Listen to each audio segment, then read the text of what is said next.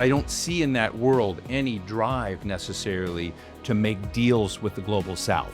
The global south has another set of dynamics and really is, how do we matter in a world where no one is forced to care about us? We're seeing middle powers saying, look, we can have a relationship with you in the West, but we're going to keep talking to the Russians and the Chinese and what have you.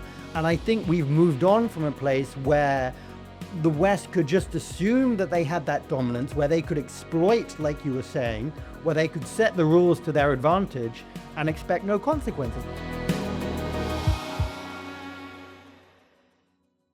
Hi, welcome to a special episode of Doha Debates, recorded at the Doha Forum. I'm Femi OK, your host, but today I will be moderating with a very light touch because the focus will be on the guests debating directly with each other. Stand by for well-informed, civil and lively conversation.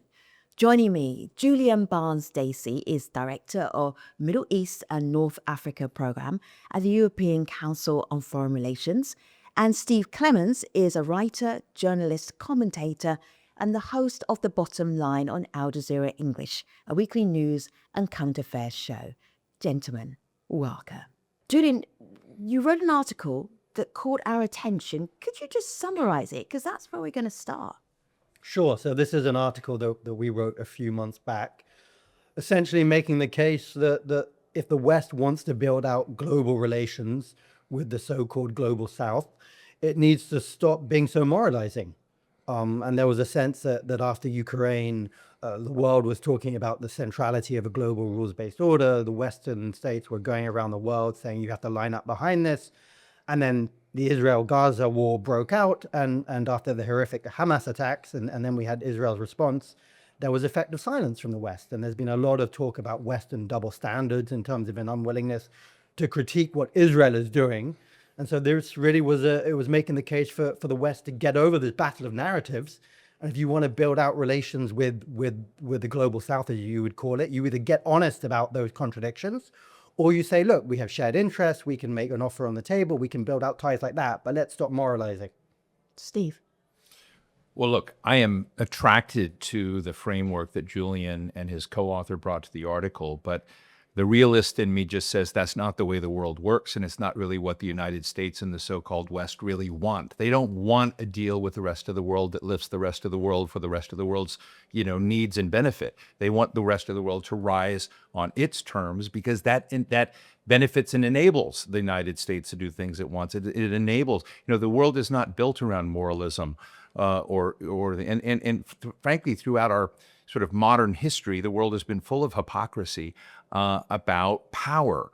And it really is a world where moralism is not what drives global affairs, power drives global affairs. And you try within that space to do good things or raise standards, and hopefully there's an overlap, if you will, a Venn diagram between the interests of these developing states and powerful states. But I think it's just a mistake to think that a country like the United States, it struggles with this Wilsonian idealism in the world, but we regularly see that fundamental core interests drive behaviors, though they may be hypocritical. And in the developing world, that's their best chance of coming along and developing in the wake of that. I have no problem with highlighting some of those tensions and those difficulties, and you can appeal to constituents, but that's not going to be the driving edge of power or relations between the West and the rest.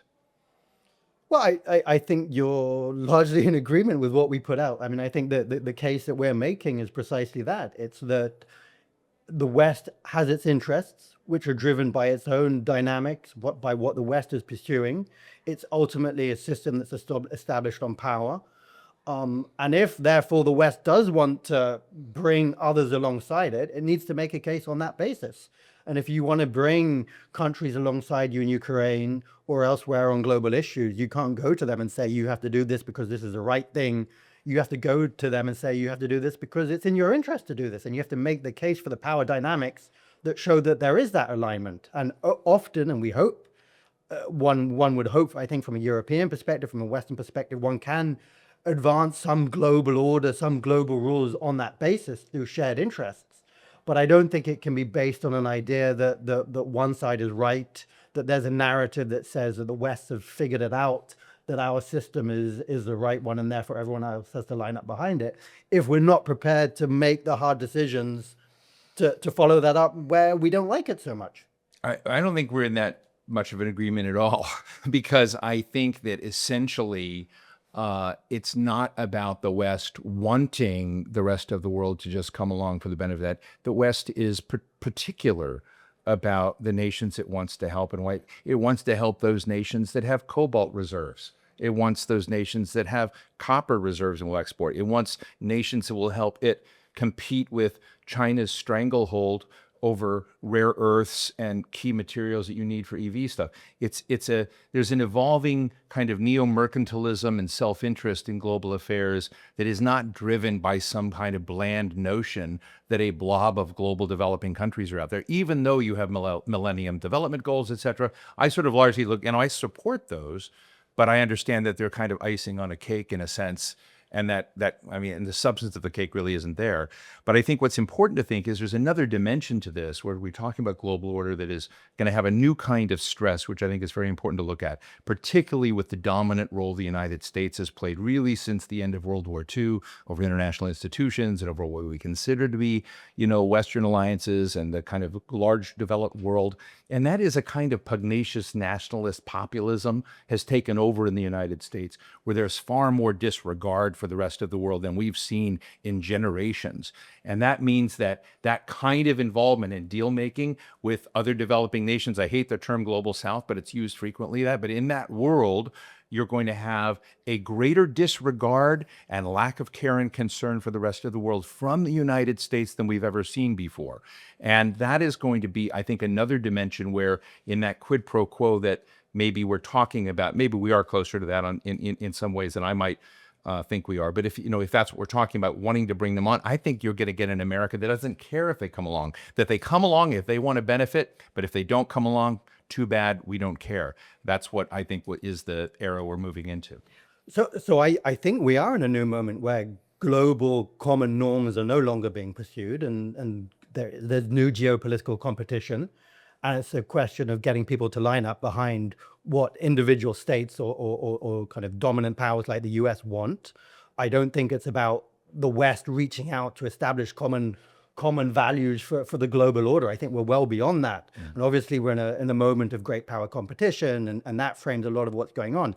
I would draw a slight distinction, I think, between where the US is and where I come from, the European perspective. I mean, obviously the US, in a sense, believes it can set the agenda, it can dictate terms.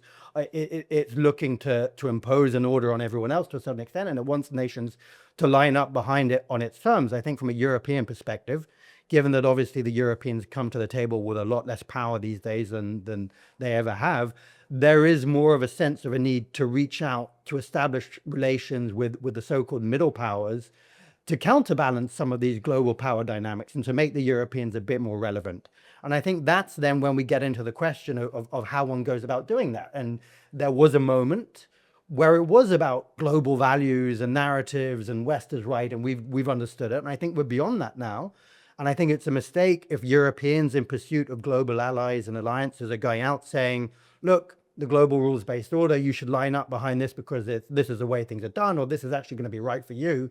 But actually, and that imposes some kind of cost upon them. But when it comes to us and when we have to make those same decisions, we push those global norms aside. So if Europeans want to build out those global alliances, they have to base it on power relations and what they can bring to the table in terms of sharing or establishing partnerships that are based on shared interests. And that's material, that's economic partnerships, that may be dealing with climate, but it's not about saying that we understand the values-based thing and we've got it right, and you just need to say that this is the way it is. I think the challenge for Europe is that Europe is internally divided itself. What does it do with Hungary? What does it do with the prospect of Turkey down the road, which is sort of off and on depending on what the power dynamics are in the world? What does it do with Slovakia, which just slipped another direction? Or you look at what's just happened in the Romanian presidential elections, where a real kind of troglodyte, I don't know whether you would call him the right, I don't know what the right is in that context, but sort of a pro-Russian, anti-Ukraine, deeply anti-NATO figure emerges as the front runner in an election which is now annulled because of the worry about Russian meddling in the election. Europe has a lot of problems around this notion that it's an alliance of values, in my view. I see it kind of disintegrating and trying to, hide from the fact that there's something going on inside Europe in countries like France and others, where it's also seeing a pugnacious nationalism rise in some of these countries. And I don't think they figured out a way to how to neutralize or to deal with that. I think in the United States side, we see another dimension of that with the coming in of Trump. But I tell people, I said, to kind of put this in more tangible perspective, which I think will be very hard for the transatlantic relationship, which you kind of disavowed just a moment. But I think there are a lot of people on both sides of the Atlantic that believe in NATO, that think it's a key part of global stability, that's a key part of the transatlantic. But what if Vladimir Putin is given a state dinner in the White House within the next 4 years? I think that's a strong possibility of happening. I think it's on President Trump's agenda. What will that do to alliances? And you have to ask from a realist and Nixonian realist perspective, which I'm pretty good at, if Trump thinks he's modifying or mollifying or at least neutralizing some of Putin's ambitions in Eastern Europe and some of these countries, and then it may be a small price to pay to give someone like Putin a state dinner there. But we're not trained to think that way. We've been trained to sort of think in more holistic terms, in binary black and white. We're going to have lots of shades of gray that now come into these issues. And so I don't know whether we agree or disagree on that, but I think it's one of the fundamentally interesting things about the changing dynamics of the global system. And in some ways, I think Europe doesn't know where to go, because Europe is going to be stuck in a place where, as a unit, is it still going to try to cuddle up next to the United States and be a supplicant to Trump?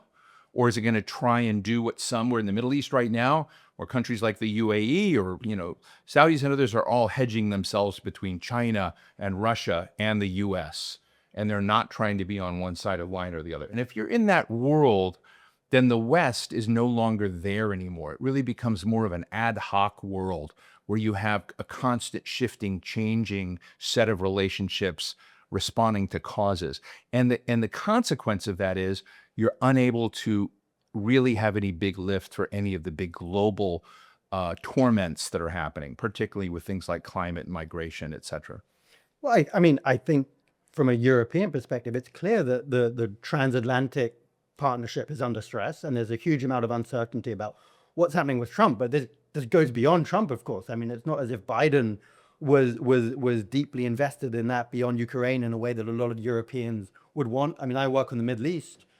Brett McGurk, who's been the lead man on the Middle East, in the old days, as he was dealing with these issues, he would stop on his way to the Middle East in Paris or in London or in Berlin to have these conversations, because there was a sense of a shared joint approach, even if the Americans were taking the lead. These days, Brett just gets on a plane to Abu Dhabi or here in Doha, and the Europeans aren't part of that conversation. So there's a clear structural shift underway. Europeans get that to a certain extent. You have people obviously like Macron who are saying, look, European needs to have its own agency here. We need to get our act together. It is on the agenda. Whether Europeans can achieve that is obviously it's a big question, and it's a big ask, because there are a lot of Europeans who are still invested in this idea of the transatlantic relationship, who don't want to let it go. But either way, there are a lot of Europeans, I think, who recognize the added importance of building out wider global partnerships with some of these emerging middle powers on their own right, and not being able to depend so much on the US. And again, the Middle East, traditionally Europeans would have just said, we go with the Americans. But now we have a US president who is leaning in with the Israelis more heavily than we've ever seen before. We have the risk of perhaps a new war with Iran. We have a US system that doesn't talk to the Europeans. This is Europe South. What happens in the Middle East provokes security issues, migration issues. Europe needs to build out its own relationships with the Arab Gulf states, with North African players. And that then brings us back to where you started the conversation in terms of how does one approach these players who bring their own power increasingly to the table. Part of the power dynamic that set European-US relationships with the Middle East for so long was this hegemonic idea that the West can basically tell these states what to do. They don't bring much to the table. Well, actually, they bring a lot of economic might increasingly from the Gulf. North African states wield a huge amount of influence over Europe through migration dynamics and power. And so Europe has to go to them with more than just a narrative. It has to go to them with a shared offer, or a willingness to meet common challenges through a partnership model rather than imposing an answer to these questions. You talk a lot about Why wouldn't they just ignore them? I mean, why? They can't. Why? Well, take why are migration. saying- You can't. yeah. The Europeans can't ignore migration. And North African states are using migration as an extreme form of They're leverage. weaponizing migration. Absolutely. So I guess the question I have is, when I look at this question, is the second tier, third tier developing nations, are they increasing in power in this more anarchic world? You're saying yes, because they've got leverage over some of these key problem areas, and they can create problems and poke the developed world for not giving them more attention or doing deals. And you may be right in that. But when I look at these developing nations, they are not following the typical model of development. They have capital outflows of those countries. The way development is worked is would be capital inflows. It's a remarkable thing that there isn't more, torment and, pounding the table to say, we're getting the developing model wrong in the world, that you've got capital. These countries will not be able to pay for anything. In my book, they're losing power, not gaining power, as these, transnational problems are bundling up in them. And I think that you're going to see a lot of the rich powers in the world wall themselves off and let the rest of the world become anarchic. I mean, look, that's already happening in Europe to a certain extent, of course. Europeans are trying to securitize their borders so that migrants can't come in. We see that day in, day out, but I think we also see that they're failing and they can't build up these walls because of the degree of interconnectivity. And I think that you close down one pathway, another vulnerability point emerges itself. So I think from a US perspective, perhaps you can talk about building walls and isolationism because actually you have oceans that provide some cover. We could talk about maybe what's happening via Mexico and how that shifts the dynamic. You can build a wall. How effective really is that? And I think in Europe, there is a sense of vulnerability, not just because of issues like migration, but there's economic connectivity, economic needs. I mean, Europeans are right now focused on the green transition. They're trying to move away from dependence on China. A lot of that means building up relations with Africa and to get some of the materials they need. Europeans are leaning into Arab Gulf states, hoping to build out economic relations. I think there is a relative shift in the balance of power globally that means that Europe does actually go out there with needs. And again, the Americans aren't in that position, one could argue, in the same way. But Europe doesn't have the luxury of saying, we're just going to build walls and we're going to cut ourselves off. Europe is living in a very interconnected world. It has vulnerabilities. It has economic, political, social needs that go beyond its borders. And so it has to build up these partnerships. And I think the argument then is how do you do that? And we were for a long time in a model where we thought we could do that through the attraction of the European, the Western model. We talked about global rules. We talked about global values. That is become increasingly undone as the dynamics of a new power first, interest-driven global order become more apparent day in, day out. And the Ukraine-Israel comparison, I think, has exposed that more fundamentally, more clearly than we've seen at any point. Because post-Ukraine, post the Russian invasion of Ukraine, the Europeans more than ever were talking up the global rules-based order. They embraced that in its fullness and tried to use that as a platform to build out global influence. That failed. We're talking a lot about values, and I sort of think what you just shared is actually very important, and it might fit more along the lines of what I think is happening, is that Europe is trying to find a way out. But the winner in all of this right now, I think, as you kind of look at the new era, is China, if it figures out how to massage these relationships where it is, rather than looking like a predator to nations and somehow become a partner, because it does look like a predator. The debt trap that is set for a lot of Chinese partners is a real thing, and they struggle with it. But China is better set up than either Europe or the United States to begin moving across of these nations and to kind of create a new global social contract with them. So when we get back to development goals, we get back to stable societies, we get back to infrastructure and investment, guess what? We're not likely to drive it from the United States, nor is Europe. Maybe I'm wrong on Europe, but not as much as China will in that space. That might be the new source of global order down the road. It might also lead to eventually the fall of things like the P5 and the UN and institutions that are no longer aligned with global power. And so for pragmatic reasons, if not for moral ones, I think there is a moral case to be made that most of our global institutions don't fit the way, power dynamics or really need to be represented in the world. And I would acknowledge that even as a realist. Then I think that there's an opportunity there in some of the, emergence. I think one of the most interesting mistakes out there is from my really good friend, I love him, John Eikenberry at Princeton, used to be the most devout person talking about the global rules-based order and how it was so extensive and so dramatic and so everywhere, omniscient, that China would have no choice but just to follow in those same lines and become the supporter of that rules-based order and the promulgator of it, because it would be less expensive to do that than to do something else. John was wrong.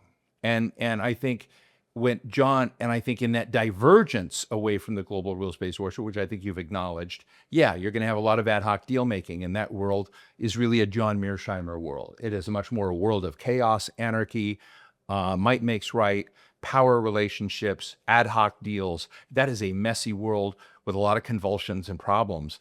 So if that's the battle of narratives being over, that's fine. But I don't see in that world any drive necessarily to make deals with the global South. The global South has another set of dynamics and really is, how do we matter in a world where no one is forced to care about us? I think that's because they used to care about us because it perpetuated this notion of being a global hegemon or a global superpower. If that doesn't matter anymore, they're not going to be, courted on the dance floor of the global stage. I disagree. I mean, I think they're increasingly realizing that actually they do bring their own assets to the table, and we're seeing them increasingly trying to leverage those assets for their own game, and they are playing global powers off each other to try and advance their own interests. And whether not really. They're doing so really badly. I mean, you go into Africa and you look at the resource extraction going on there, and you might want to deceive yourself in thinking African states have control over this. They just don't. I mean, the kind of post-colonial order is still there. France is still extracting unbelievably low-cost resources from African states. Many people want to change that dynamic. And then you've got another thing that's really bothered me for a long time in the developing world that I wish would, you sort of look at the Korea case. South Korea, for example, was among the lowest, the poorest of the poor nations, and really did build itself up quite considerably into this extraordinary economy today. And I've been disappointed that other developing states have kind of looked at for handouts from Europe or the United States or investment from abroad, rather than taking a page and maybe bootstrapping along in other ways from what they've seen other economic models like in Thailand, in Korea, even in Indonesia or Vietnam, which have done a good job. A lot of the developing world has made choices that I think are pretty miserable for their people and their economy, when there were other development models that they could have mimicked. And so that's on them. That's not on the West. The West exploits powers because it can get away with it, and it kind of paints it with good intentions that are false. I mean, that's just the way power works. Julien, I really have to go back to your disagreement about the global South not mattering. What were you going to say? Well, I was just going to say that as we see heightened competition between the US and China, as we see this increased hunt for global resources, whether that's economic capital or resources on the ground, you are seeing more of a competitive dynamic unfolding in countries where that wasn't happening before. And, I wouldn't call the Arab Gulf states developing countries, of course, but, you see the Americans coming here, you see the Chinese, they're all trying to build out global relations with the Arab Gulf states. The Arab Gulf states are very strategically and smartly playing the different external powers off each other for their own gain. I think that's a model that we're increasingly seeing elsewhere. We're seeing middle powers saying, look, we can have a relationship with you in the West, but we're going to keep talking to the Russians and the Chinese and what have you. And I think we've moved on from a place where the West could just assume that they had that dominance, where they could exploit, like you were saying, where they could set the rules to their advantage and expect no consequences. I think now we are seeing the emergence of other formats, other models of international governance, other international economic partnerships. Let's see how long de-dollarization takes. Does that emerge going forward? But if it does, I think it will be partly because the West has not responded to the sense that they are just exploiting the global South for their own gains, the fact that they haven't acknowledged the global shift of relative power, and the fact that actually the Americans and the West aren't the only ones putting offers on the table any longer. And the West seems to be very slow to get that. And they may be too slow in the sense that they'll wake up, and they're already waking up in a number of places and seeing that actually it's the Chinese and others who have cemented these partnerships. I would only say, with all due respect, and particularly out of respect for our host here in Qatar, that the reason the United States is here a lot is these are rich countries that have a lot of money they can throw around in ways we advise and tell them to do, or guide them to do. We, sell them a ton of defense industry material, and so they are extraordinarily rich. Per capita, the richest, essentially, small nation, city states in the world. And they are able to kind of help with hostage deal making and fill in all over the world. But that's not an example of the United States hanging out with the global South. I mean, it's just not. And so it's basically flirting with, oil geysers, essentially, that have money that will go in the ways we want. So I understand what you're saying. I would just be careful of thinking that this is an example of that kind of deal making with the South. Where it is interesting is a country like Rwanda or something, which is small, I think 8 million people and kind of a drop in the bucket in Africa. But Paul Kagame is really trying in a kind of Singapore-like way to bootstrap that country, raise standards, controversial in some ways, but you see economic development coming in. You see education of the population coming in. You see investments being made in the public. You see per capita income rising in pretty significant ways over time, that it becomes an example of economic development that is also breeding a resistance to exploitation from the West. That may be an example of something that might be a little bit different where you need that. But you see countries like the DRC, which continue to be a subject of great gamesman play between China, the United States, and others over resource extraction. And there's an incredible amount of corruption, in my view, in that country. And there's an incredible amount of human rights abuses, child labor, other issues that you're struggling there. Multinational companies coming in, some I think are quite excellent doing what they need, but fundamentally they have a lot of assets we need, and we're going to turn a blind eye to a lot of that stuff and kind of deal with what we want. But that is an example of a country that I think would like to have greater control over its stars and how it aligns with its future, but it doesn't right now. And I think that's a real fundamental problem. I spent a lot of time in Rwanda, Steve, and I agree with all of the things you said about development and President Kagame. But you don't agree with Rwanda necessarily in the... But yeah. Using as an example, I feel the West is making up for the fact that when there was a genocide, they didn't do what they could have done. And this is all guilt development. That could very well be true, because the United Nations turned a blind eye, the United States turned a blind eye, and the United Nations in particular was an institution that had understanding of what was developing and chose not to take action. So I can't argue with you on your and the French deep helped. understanding The French of helped of the violence outside. happen. Yeah. But when I look at, and I may be overstating it as a small country, but when I look It's at an example for development and it's what an example for happened. development that comes in, and I understand the strongman argument, but I've also kind of looked at Singapore and Taiwan and some of these others, South Korea, if you want to count martial law for a day. But when you sort of look at how you're changing some of these societies and coming in, I see some of them struggling with this development agenda, and I think to argue Julian's point and argue against my own, the more those nations become self-driven, able to raise their own standards and deal with some of these issues, become stronger and more powerful in their own environments, able to control their resources more, they then become more powerful in that equation. And that's where you're right. That's an area where but I would say there are very, very few examples of where that's working well. But is there not also an associated dynamic that they will try and get to that place by playing other external powers off each other? And obviously that's something The external power Whenever we shouldn't talk about matter. US The external powers shouldn't matter. Well, if they're looking, I mean, are they mattering in They- DRC? Are they mattering in Zambia? I mean, Zambia is trying to do that. Zambia is doing a terrible job doing it. So when you kind of look broadly, some are succeeding, some are failing, but that's a model that is increasingly out there. but it's which means that the making West it's is less making able- their development a function of this great race between China and the United States. I'm not saying it's a good thing or it's succeeding, but we are.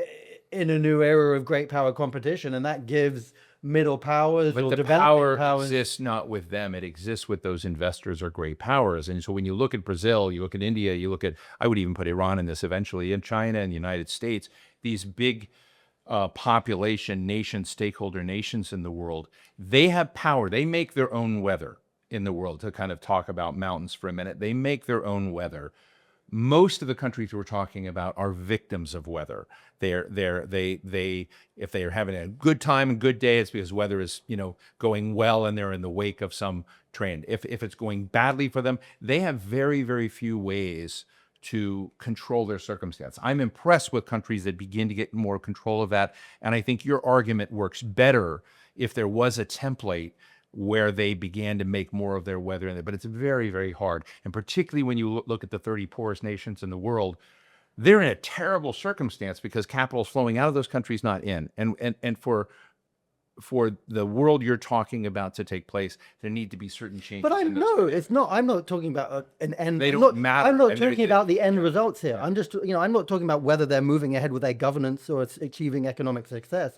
I'm just talking about the framework of global power and the way that's playing out. Of course, one can have a whole conversation about what it's delivering on the ground and whether they're progressing. And you're probably right that there's a lot of backsliding and it's not moving ahead as one would hope and as the country's needs. But that's a separate conversation. The question I think here is, how is global power and the new global dynamics impacting their ability to navigate between different powers? What does that mean for the West's ability to go around the globe and say, this is how we want things to be done, this is how we think things should be done? And I think what I'm arguing is that there is a relative shift in the balance of power that means that the West is in a weaker position to make the case than they were in the past. The question of what that delivers on the ground, success, failure, I think is a completely separate question, which relates to internal governance, internal power dynamics. But I'm just talking about the framework of global power and how the West relates to that in terms of its engagement with the non-West.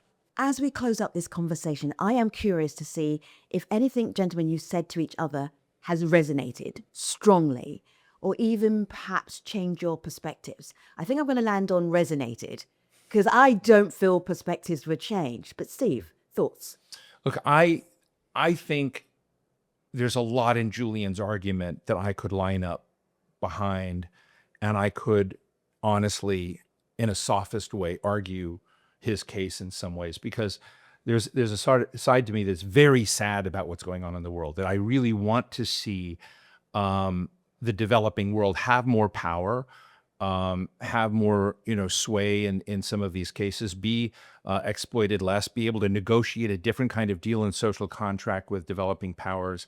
It's just, I don't see that happening, but I do see what I found most resonant in what he was saying is that Europe is in a trap and doesn't know where to go and is stuck between China and the U.S. It's stuck between Chinese expansion and a coming tsunami of American indifference. And in that case, it might need to look for other deals.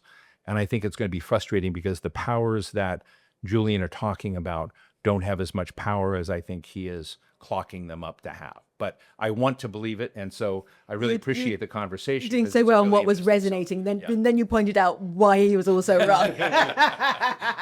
The debate continues. Julien, what resonated with anything that maybe Steve said? So look, I'm struck by what Steve said at the end just now, where he presented my argument in a moralistic framework, which is exactly what I was not doing. So I think Stephen also brings his priors to the table here in terms of viewing the global order still in that perspective, when actually I'm saying that's not where we are. And that it shouldn't be a question of framing this debate in what the global south or developing states are doing well or not doing well, or what they should be doing, or how one helps them get better. One should be thinking about this more in a power-driven perspective and use that as a basis for new approaches. I think one important point that Steve really makes at the end there that really resonates with me is this idea that, the US is retrenching, there's more of this internal focus. America may in the end becoming more like China. Obviously, that's going to have huge ramifications for the whole conversation that we're having here, for where we go next. And I think that is going to be the key driver of what plays out, not just between the US and Europe, the US and China, but more widely in terms of all the states we've been talking about.